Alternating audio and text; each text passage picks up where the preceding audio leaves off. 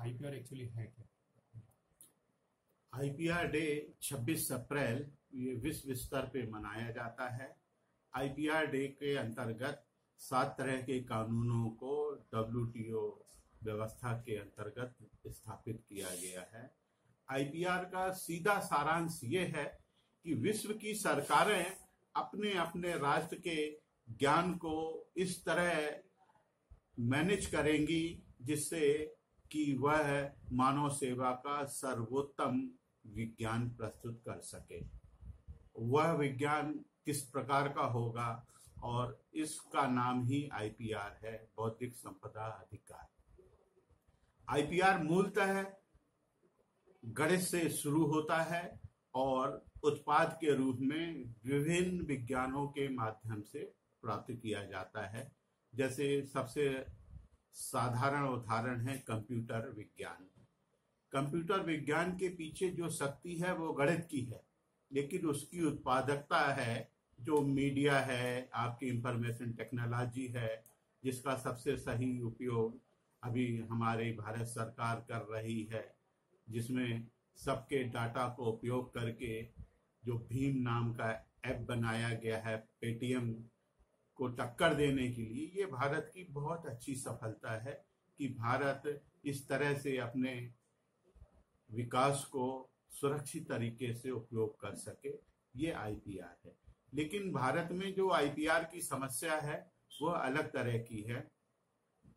अंतर्राष्ट्रीय कॉपीराइट आदेश के अंतर्गत जो भी भारत ने अनुबंध किए हैं, ट्रीटी कहलाती है, इसे ट्रिप्स कानून कहा जाता है।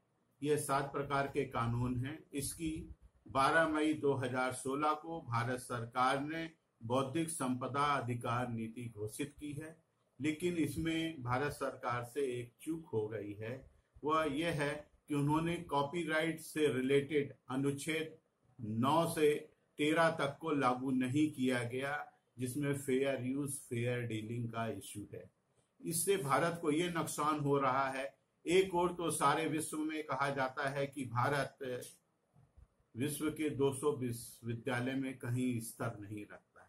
दूसरी तरफ भारत के अर्थमेटिक ज्योमेट्री, ऑटो ज्योमेट्री, इसकी इंफ्रिंजमेंट या सामान्य भारत की भाषा में इसकी चोरी करके विश्व के विश्वविद्यालय पढ़ा रहे हैं अर्थमेटिक ज्योमेट्री के नाम से।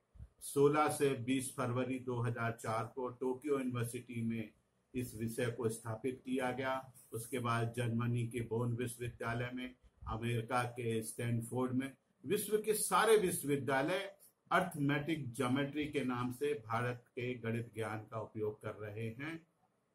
इसी ज्ञान को सुरक्षित करने के लिए हम भारत सरकार से कह रहे हैं कि वो गणित कॉपीराइट सोसाइटी बना दे, जिससे भारत के लोग प्रोफेशनल घोषित हो जाएं।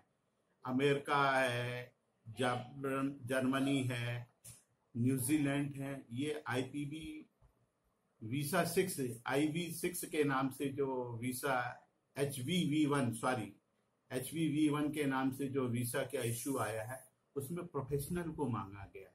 भारत का दुर्भाग्य है कि भारत में गणित की रेगुलेटरी अथॉरिटी नहीं। जिस तरह बार काउंसिल है, मेडिकल काउंसिल है, उसी तरह गणित काउंसिल स्थापित करके भारतीयों को और प्रवासी भारतीयों को विश्व में स्थापित किया जा सकता है।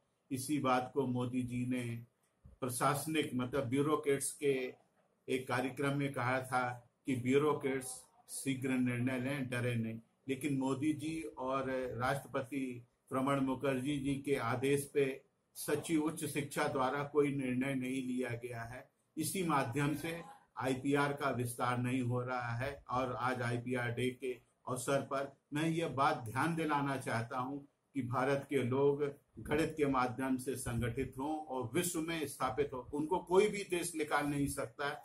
जिस प्रकार चीनी का आइटमों का विरोध करते हुए जो भारत की एक संस्था है स्वदेशी जागरण मंच, उसके जवाब में भारत के सचिव और मंत्री ने कहा था कि चीन की ट्रीटी है, इसलिए हम उसको शासकीय तौर पे प्रतिबंध नहीं लगा सकते। इसी तरह भारत की ट्रीटी है, इसको लागू किया जाना चाहिए।